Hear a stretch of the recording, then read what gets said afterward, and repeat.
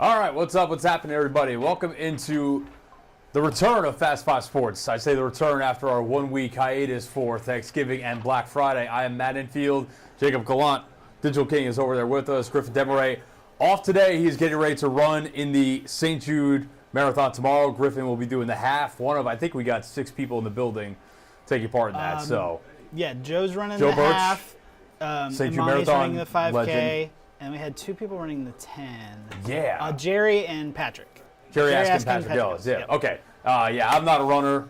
Big props to all of them. It is the furthest thing from my mind as far as doing it, but obviously for a great cause. So huge props to all of them. I'm setting a goal for next year. I was gonna say you've been putting the work. I see you. So yeah, next year, man. Listen. I stay pretty active. Lift weights. I do cardio. It's just running, man. Every time I try to get into running, I get those shin splints, and that I know. throws me off You track. just gotta power through it. It's tough sometimes. Yeah. Sometimes they're so painful you can't. So that is our analysis of the FedEx St. Jude, the St. Jude Marathon this weekend. Not sponsored Mixed by up with the FedEx St. Jude Championship. 2 great Memphis companies, though. Support all of them, especially St. Jude. All right, jam-packed edition today. We're going to try to speed through this. Got to get out of here in about 33. We'll call it 35 minutes. We'll give ourselves till 3:02. Starting, of course, with the high school state championships, the TSSAA Blue Cross Blue Shield Bowl, I think is what it's called. I don't want to mess up the corporate name. State championships, that's the most important thing. And we have 3 Memphis area teams playing in the state championships for the first time since, I believe, 2016. 1 game today that is in progress right now in Class 1A, the Mace Phoenix, who pulled off. Listen, there are a couple teams playing this weekend. I'll get to another one in a second, who me leaving their games brought them good luck last week. Because I was at Mace's game last week, and they were down 21-0 when I left. They went down 34-12 in that game and went on to win 42, I think 38, or was it 42-34? I forgot. Either way, I left and things turned around for them in a big way. So they are playing right now. Another one of those teams was the Melrose Golden Wildcats. They are in 4A. They play tomorrow morning. I was at their game last week for almost the entire second half. Neither team scored a point. And then I left, and Melrose scored a game-winning touchdown with 41 seconds left. So they are playing tomorrow morning. And then we actually have a soundbite from the Houston Mustangs. They are trying to go back-to-back in Class 6A. They are playing in the finale of the weekend, the finale of the high school football season here in Tennessee. It is a rematch against Oakland, the team that they beat for their first ever state championship last year. Nearly 365 days later, I think it's just over 365 days later. 2 teams running back once again. Caught up with Houston head coach James Thomas yesterday just to discuss facing that team, going for a second straight title. They've been there, 5 years straight, so they're pretty, I think Coach Greasy has an apartment in Chattanooga that he just figures he'll be spending a week in there every December, so they're a fixture there, and we're trying to be a fixture there as well.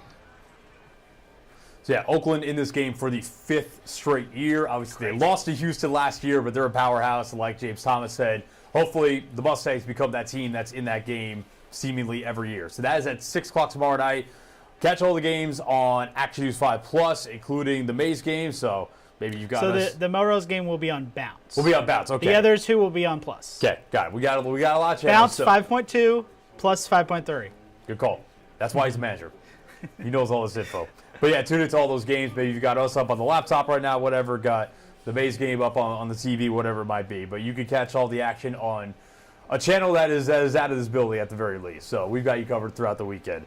All right, that's the high school front. Let's talk Grizzlies last night. They beat the Sacramento Kings 110-105 in a very choppy game, largely choppy because of the refereeing, which leads to kind of the headliner of this night. Hit the video, please.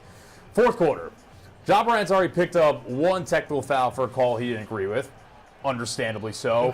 Here, they call him for a foul on DeMar DeRozan.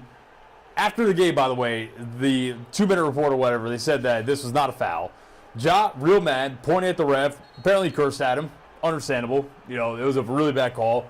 Ja picks up his 2nd tech in a matter of minutes. He gets tossed out of the game. Now, at this point, I believe the Grizzlies were down 1 or it was tied. I think they were down 1. It's like 6.5 minutes left. So now you're thinking, you've played all that well throughout the entire game, and now you got to try to win the game late in crunch time without your best player. they did just that. They collected themselves. A couple guys I talked to in the locker room afterwards said that the Ja ejection kind of sparked them, and they go on to win it and pick up, an important road win after falling at Dallas the other night. And here's Taylor Jenkins and Desmond Bain on the officiating the last couple of nights. I'm not going to go into consistency and all that stuff, but I do wonder about transparency at time in real-time moments. We just control what we control. The refs, I didn't think they were. It's gone. It hasn't gone our way the last 2 games for sure. Team's been in the bonus early, but we just gotta stay composed and focus on winning the games. I don't want to get fine comments from both of them, but you could tell, especially, Taylor Jenkins was pissed. Can't blame him. Again, as someone who I shot the game, I covered the game. The refs were atrocious last night, calling every ticky-tack foul imaginable, just completely ruined the flow of the game, and they were getting a bunch of calls wrong. So I can't imagine. By the way, Ja, I imagine after he got ejected, showered and left the building because he was not in the locker room at any time that we were there post game. So if you're wondering why we didn't get any comments from him, that's why. Again, can't blame him. I'd probably leave too. But it was bad. The refereeing was really bad last night. And Marcus Smart said, they have a hard job, and I get it. But this is 2 games in a row where the Grizzlies have been on the wrong end of some. Well, actually, let me correct myself. Last night it was bad both ways. Tuesday, the loss to the Mavericks, I think they were on the wrong end of some bad officiating. Now, Tuesday's loss to the Mavericks, I will say, they also played atrociously in crunch time and shot themselves in the foot way too many times, and that's why they lost. But still, the last couple of nights been bad on the refereeing end. Yeah, and I think they got bailed out a little bit by the Kings not playing very well lately. Yeah. They've been kind of messy. But performing for sure. Just the penalty, it just wasn't. It was like nothing. Yeah. The foul, it was. DeRozan kicked his leg out of anything. Yeah. It's a problem kind of league wide. It's just the inconsistency. A lot of guys hunt fouls. I'm not saying DeRozan does. I'm not saying he doesn't, but I like DeRozan. There are worse foul hunters than him. Right. I think referees just kind of get caught up in that, and they're thinking it's I don't know. It's a problem league wide, especially with guys like Embiid and Luka and. Hey, my guy, I'm a Knicks fan. I love Jalen Brunson, but my guy is a foul hunter for sure. I can admit that. Yeah. Harden, obviously, Harden used to be the master at it. Still kind of is. He just doesn't have the same profile that he used to, so it doesn't get kind of publicized as much. But yeah, man, I get it. It's tough. There are some crews in the league that do a great job, but the ones that go out of their way to make it about them, inadvertently or whatever it might be, man, we didn't come to watch you. No one paid their money to watch those refs eject Ja last night. Yeah, but on the other end of it, it's like Ja's got to keep his cool in that situation too, because it's a bad penalty and everybody kind of agrees, but he's got to keep himself into the game. I was thinking last night. I said afterwards. That was, I think, the quietest Ja Morant game I've ever covered. Yeah. There were some times where he was on the floor last night where you're like, why is he not touching the ball? Part of that was the Kings. I thought his shot selection was, I don't know if it was bad, but there were a couple times where he settled for threes, and they weren't terrible looks at three, but they weren't falling. I'm like, dude, get to the cup. I mean, this is what you do better than basically anyone in the league. And it does say, again, I like that they won this kind of game where your best player plays probably his worst game of the season. Then he gets ejected with half the fourth quarter left. You don't really play your best game as a whole. It's choppy. Kings take a double-digit lead in the third quarter. And you just kind of gut it out. It felt like a gritty Grizzly win, as the phrase goes, I guess. And, especially after just, peeing down their legs in crunch time on Tuesday night, to kind of do the opposite last night and find a way, even when you're not playing your best, I think is a good sign. So I think it's interesting that it doesn't feel like we've gotten the best of the Grizzlies yet, and they're still fourth in the West at 15-8. So, they're in an incredible spot. Yeah. And it still feels like they've got work to clean up that they can get even better. And reinforcements theoretically on the way. Now, Taylor Jenkins said pregame yesterday, Zach Edey wasn't progressing the way that they wanted when he was working out down in South Haven, so his return is still a couple weeks away. I know they're hoping it was going to be this weekend, but that's postponed a little bit now. G.G. Jackson, we're looking at another probably 6 to 8 weeks. He'll be back on the court. Vince Williams Jr., I think we're a couple weeks away from an update, and then hopefully he's back soon as well. So, yeah, I don't think they've hit their peak yet, not anything close to it. I think they're still kind of ironing out some kinks, and they're still in a good playoff spot. Now, must be said as well, and I said, good teams take care of bad teams. They've played a lot of bad teams lately, but they've beaten them. They've done what they're supposed to do, and you just hope that they can elevate their game a little bit in December, because the December schedule is a lot tougher and is a lot of road games. So I do have the upcoming schedule. The next 5 available. The next 5. So it's obviously you look at the first one right there. You go on the road to play the defending champs, and not the best team in the league record-wise, but I think the overwhelming favorite to win the championship again. That Wizards game, man, the Wizards are just absolutely garbage. Just a really terrible. They're miserable, and it's kind of a good thing that that's the back-to-back second night because Washington's a huge mess. Yeah, you can go all out to try to win Saturday, and then if you want to give some guys a little breather on Sunday, I think that the 6th, 7th, and 8th guys off the bench could take care of business. I imagine Taylor Jenkins might give some guys a breather on that night. So the Brooklyn game, that is going to be next. Today the 6th. I believe that's next Friday. That's a replacement. So I think the Brooklyn game and that is next Friday. I believe the Brooklyn game and that Lakers game, if I'm not mistaken, are both kind of replacements for the fact that they didn't make the NBA Cup knockout round. So, I mean, the Nets have been a thorn in their side this year. So they've lost both games to them, including one of them here. So hopefully they can get some revenge on them. Lakers, obviously, in theory, hopefully Ja's playing for that one, and that'll be the first time that Ja has faced them since the back and forth with LeBron and his very strong comments post-game a couple weeks back. And the Lakers are also a bit of a dumpster fire right now, especially defensively. How are you feeling about that J.J. Redick Coach of the Year? Hey, that was my dork. Hey, my favorite, looking kind of nice, though, Jamal Mosley. Yeah. That was my favorite pick. He's looking kind of nice right now. Magic playing well. They got blown out by my Knicks the other night. All right, want to hit on NBA Cup predictions real quick? What do we got? What are the 8 again? Hold on, let me see if I can remember it. Knicks, Hawks, Bucks. Yep. Magic. Out of the East. And then the West is going to be OKC, Houston. Did Dallas make it? Yeah, Dallas is playing OKC. And then is Golden State the last Houston's playing Golden State. Yeah. Okay.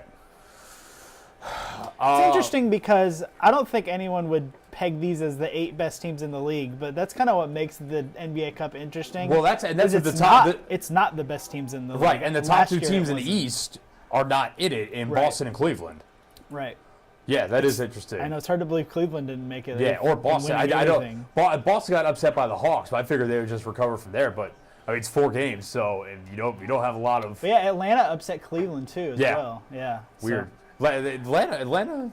Trae Young's having a really good season. His scoring's down, but he's averaging like 12 assists. Dyson Daniels, what he's done for the defense. He's awesome. And Jalen Johnson. Yeah. He was your most improved pick, right?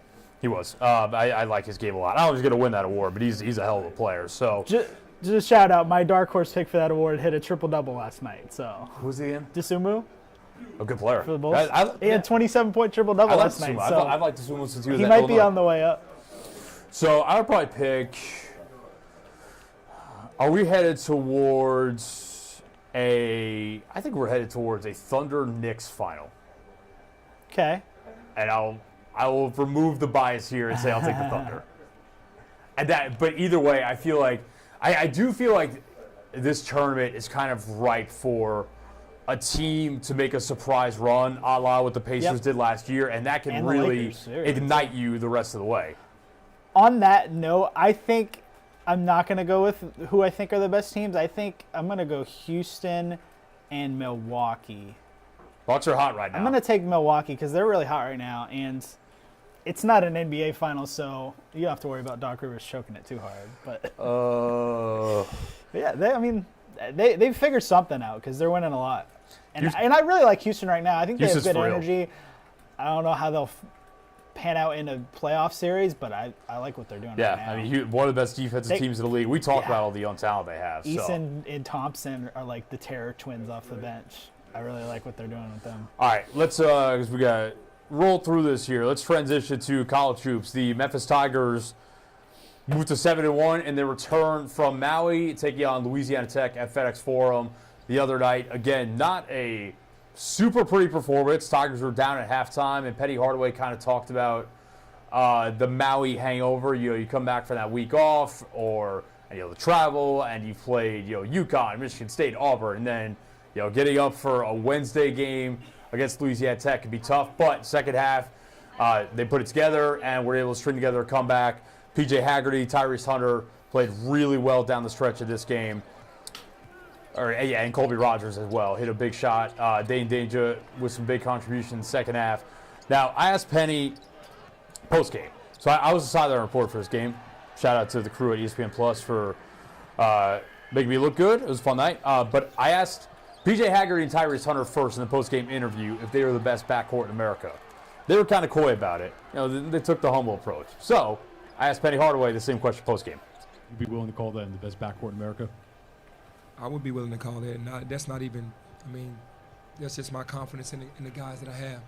But I go even further and say the best trio of guards with Kobe. You can't leave Kobe Rogers out, man. I love P.J. Haggerty and Tyrese Hunter, but Kobe Rogers is a bad boy. Those three guys are really good, and I'm glad we have them. But, no, I wouldn't be maybe they should stay humble, but I can say just being a guard, just watching guards every night, that they could arguably be that. Whether they are the best backcourt in America or not, especially that trio when you throw Colby Rogers in there, definitely really high up there. And they've come to play basically every night. P.J. Haggerty is a walking bucket. Tyrese Hunter, I think Tyrese Hunter's Instagram name is actually Walking Bucket, which is funny. I just said that about P.J. Haggerty. But Tyrese Hunter's been a huge addition on both sides of the floor. And Colby Rogers was kind of a more unheralded portal addition, but I watched him at the AAC tournament last year when he was with Wichita State, dagger Memphis with a three late in that game, and then walk by the Memphis bench to do the. So, and any Memphis basketball fan that's watched their games with Wichita State the last couple of years knows he's a good player. So, yeah, they're gelling right now. They're 7-1, nice little bounce back. I also sneakily think, I was talking about this with my guy Kenny Stubblefield from Bluff City Media. I know, on paper it's Louisiana Tech. Just a reminder, Louisiana Tech is projected to win Conference USA. We might look back in March and say that's a better win than any home conference game this year, especially with some of the trash that the AAC has put out this year with UAB and Tulane and just a lot of bad losses throughout the conference. So, yeah, that win could sneakily look better than anticipated because Louisiana Tech could be a tournament team in their own right. They were really good last year in Conference USA, project to be once again this year. So, you'll take it. Next up, we have the upcoming schedule for this because we have a regional rivalry of sorts this Sunday. I actually look forward to this one against Arkansas State this coming Sunday. I believe that is a 3 p.m. tip. I think that would be, I will say the crowd on Wednesday night wasn't great, but I think that Sunday, weekend game, and I'm sure a lot of people are going to travel from Jonesboro or just eastern Arkansas in general. And obviously, there's a lot of Arkansas State alum in Memphis and the Memphis metro area. So I think that'll be a fun game. And then, man, that's a fun little non-conference schedule after that as well. Road game at Clemson. They beat Clemson here last year. Clemson just beat number 4 Kentucky a couple nights ago. So that's going to be another really good early season test, and the Tigers have had a bunch of them already. Then they travel to Charlottesville to take on a Virginia team that obviously lost head coach Tony Bennett to resignation. Still with us, but just not the head coach of the Cavaliers anymore. So that'll be an interesting one. And then back-to-back, Mid-South rivalry games, both home games. Your boys, how are we looking? They just had a dominant win over Pittsburgh the other night. Yep. Won by, I think it was 30-something, 35 or something like that. And I know Ole Miss basketball is rolling as well. They thrashed, I think, Louisville the other night. And Louisville, TBD on where they are, but they look better than they did the last couple of years. So, it's going to be a fun end to the calendar year for the Tigers. And then after those games, we get in the conference play, and that's what really matters. And hopefully they can dominate the AAC this year, unlike they did last year. Because last year, obviously, it was really good non-conference, and then conference play rolled around, and things kind of fell apart. So hopefully they can pick up a couple more. Maybe great if they can win all those games, but definitely a couple more of those non-conference wins, bolster that resume, get in the conference play, take care of your business, and you should be playing high-level basketball games in March. All right, with that, we have to take a quick 30-second break. We'll be right back to talk little Tiger Bowl game action, NFL Week 14, and we'll finish up with some trivia. Stay with us. We'll be right back.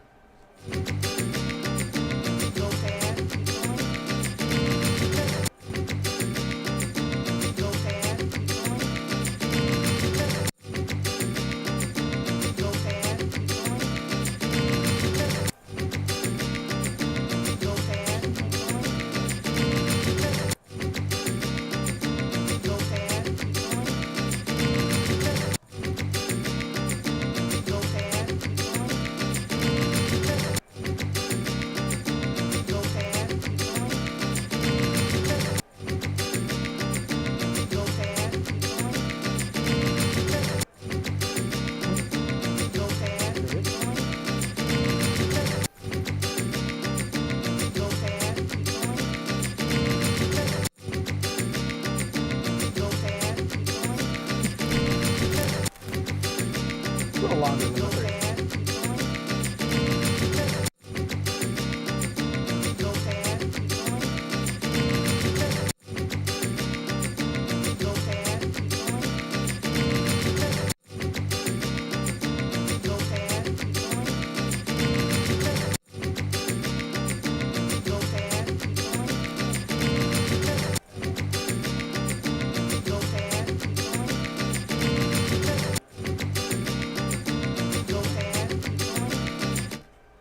All right, welcome back into Fast Five Sports. Alongside Jacob Gallant, I am Matt Infield.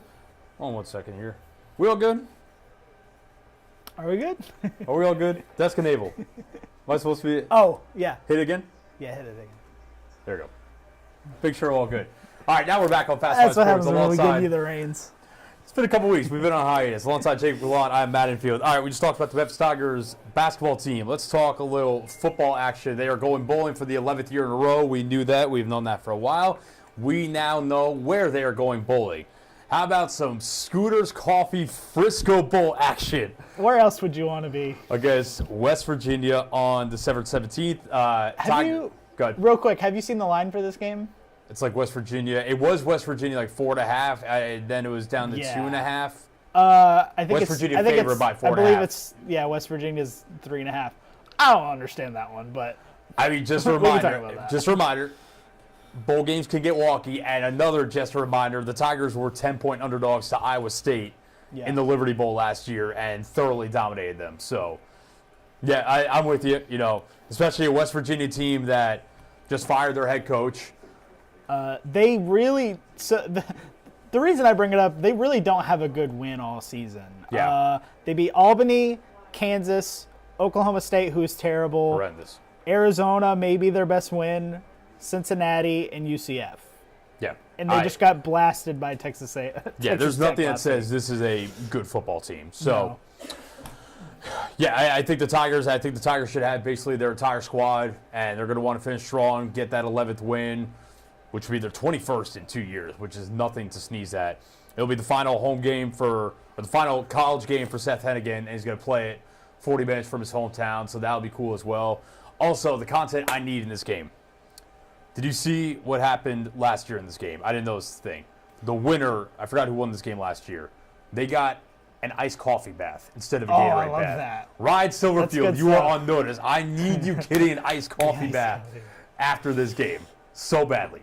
I love bowl games that do themed No mayo, coach though. celebrations. No mayo. No, it's good. The mayo's gross. I love it. No, I the love mayo's it. so disgusting. Oh my god, It it's is gross. That's what makes it so It great. is so gross. Shout out Duke's mayo, but yeah, disgusting. Absolutely gross. I will say too, you know, people are complaining about this bowl game. Why is it not later? Why is it not more prestigious? At the end of the day, especially with the expanded college football playoff, man, at a certain point, like last year was awesome because they were playing essentially a home bowl game. Yep. Yeah, at a certain point, a lot of these things just kind of blend together, and there's not many that really stand out above the rest. At the end of the day, they're playing a Power 4 school.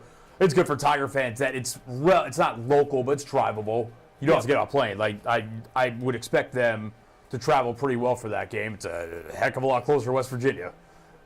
Heck of a lot closer. So To your point, with the playoff games now, there's not a ton of prestigious non-playoff games at this point. I mean, let me also you kind of just hope for a cool destination, really.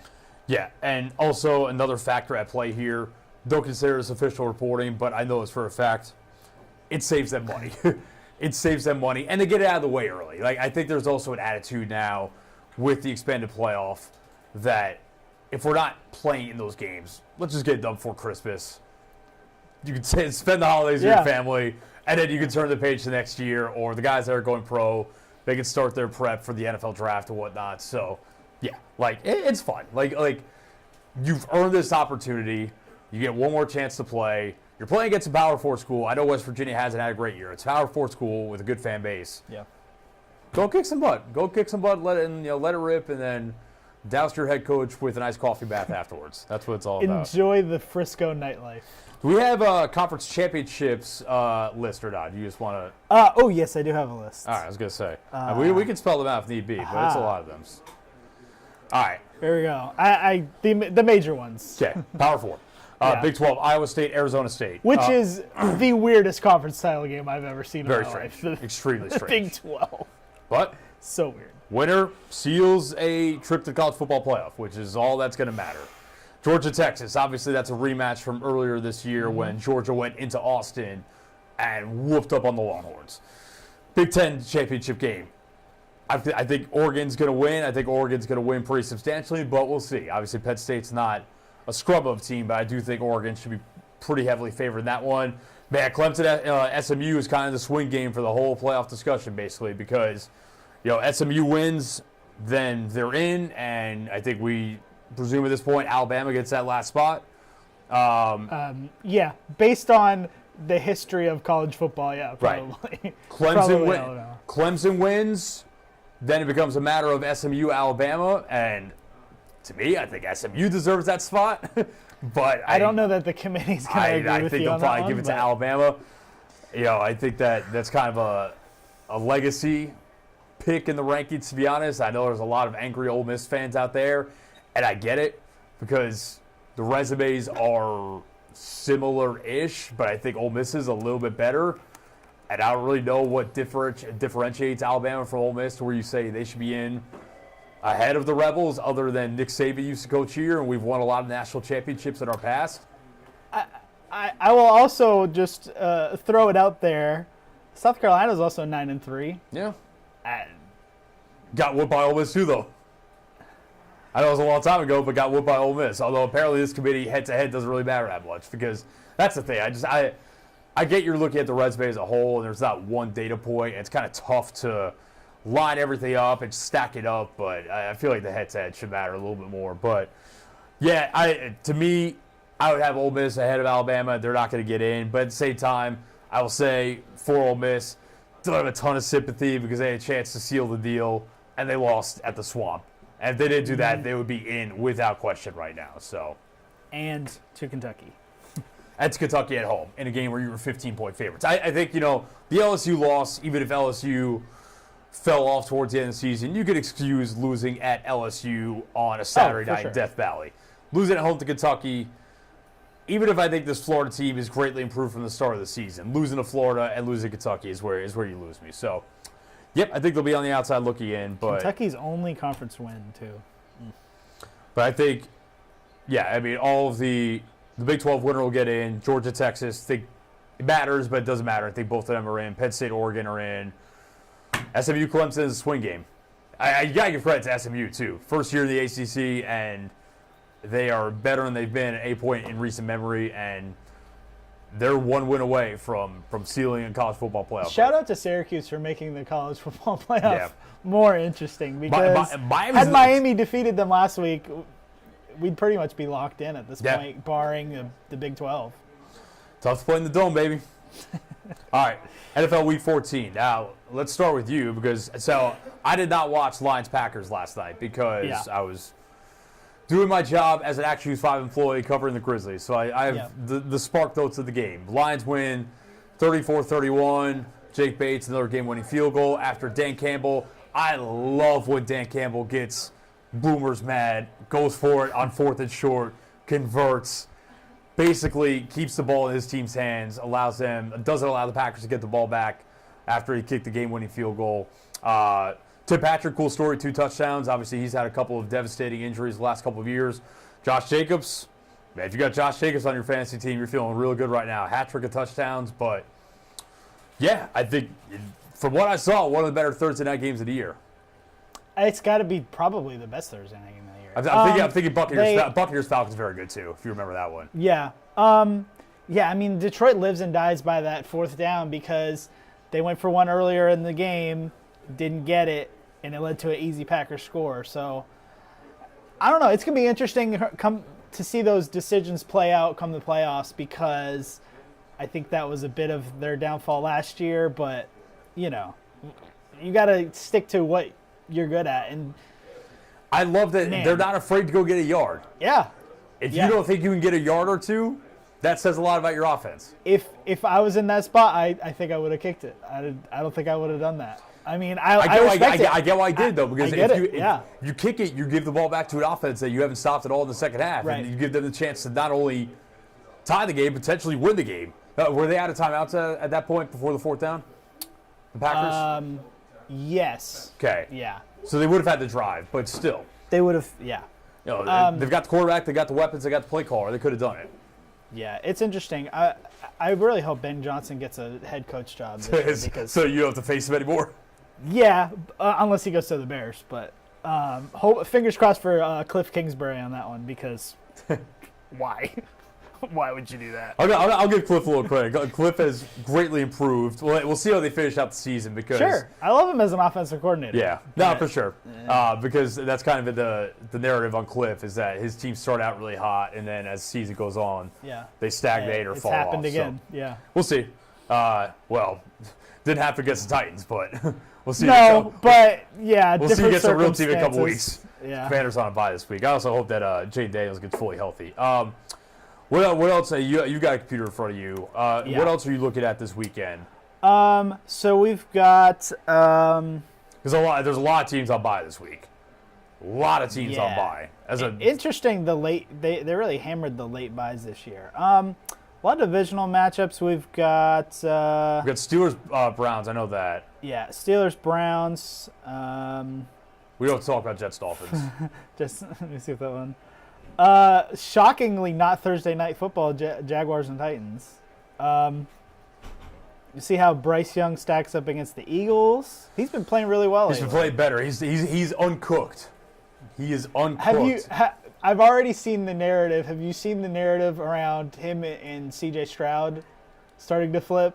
Like Bryce better than Stroud. Over their last 5 games, Bryce has been way better. Oh, yeah, over the last 5. I still think that we can't ignore what we saw from C.J. last year. No, but Texas C.J.'s struggling right now, too. Yeah, their offensive line is problematic. They're a bit of a mess right now, even if they're winning. Texans are on a bye. A lot of good teams on bye, too. Commanders, Bills. Sunday night on Action News 5 is Chargers and Chiefs. I like that game a lot. And then the Monday night game is Bengals and Cowboys. Because they couldn't move the Simpsons. Right, because they're doing the Simpsons game. Yeah. Bills Rams is interesting. Yeah, too. I think Bills Rams could be fun. Wait, did I say the Bills are on a bye? No, sorry. They're not. They're playing the Rams. That's right. They're going to sunny LA. After a little snow action last week. I like that Sunday night game that you catch right here at Action News 5, though. Chargers seems to be a lot of fun. Chargers playing really well lately. Yeah, but they weirdly struggled against the Falcons defense last week, which I think the Falcons defense isn't that good, but for whatever, I mean, the Chargers won because Kirk Cousins threw 4 duck interceptions, just really bad stuff from him. So see if he can bounce back this week. Oh, we got the Kirk Cousins revenge game this week. Falcons-Vikings. Yes. That could be a really tough matchup going up against his former team's defense. Yeah, Kirk was rough last week. That might be cause for concern. TBD. I've already seen some calls for Penix. I don't know how I feel about that. We're probably not too far away. I mean, this could be like the pivot week coming out of this week. We'll see. They look real bad. The interesting part is that the Falcons are kind of in that middle spot where they're not winning a lot, they're not losing a lot. So you could kind of justify it if they were really bad. You just go, just put Penix in. But at this point, Kirk might be costing him a playoff spot. Yeah. So. Yeah. We might not be far away. That's the decision you have to make. Can we make the playoffs with this guy? All right. Hannah's over there dancing, telling us to get out of here. All right, so we got let's go to trivia. Yeah, one trivia question this week. In honor of Ja Morant's controversial ejection last night, can you name me the top 10 players in most career ejections in NBA history? NBA history. I will give you this. There's no unexpected names on this list. Okay. Everyone here is like, yeah, that makes sense. Okay. Rasheed Wallace. Yes, number 1, by a lot. Draymond Green. Number 2. By a lot. He's got 22. Rasheed's at 29. Rasheed the GOAT. Third place, 17. So, yeah. Ron Artest / Meta World Peace. Shockingly, no, he's not. Wow, here. he's not on this list? He is not here. You got to have 12 to get on. This is actually a top 11 because there's 3 guys tied at 9. Michael Jordan. No, not here. Ben Wallace. Not Ben Wallace. Okay. There are... Dennis Rodman. Yes. Rodman's got 12. There are a few guys that played for the Knicks on here. A few guys that played for the Knicks. Patrick Ewing? No. Latrell Sprewell. No, surprisingly not him Wow. either. Yeah, that's definitely someone I would have thought. Knicks are like the 90s Knicks? I think this guy was 90s or 2000s. He played. Is J.R. Smith on He this was list? on the Knicks from 91 to 96. Charles Oakley. No. What? John Starks? No. Okay. I'm stuck. I don't know. Okay, let's keep going. A couple legendary big men on here too. J.R. Smith on here? No. Not JR. Shaq? Yes. Okay. Shaq's got 14. Shaq's at 14. Nice. Okay, I see you, Shaq. Let's see.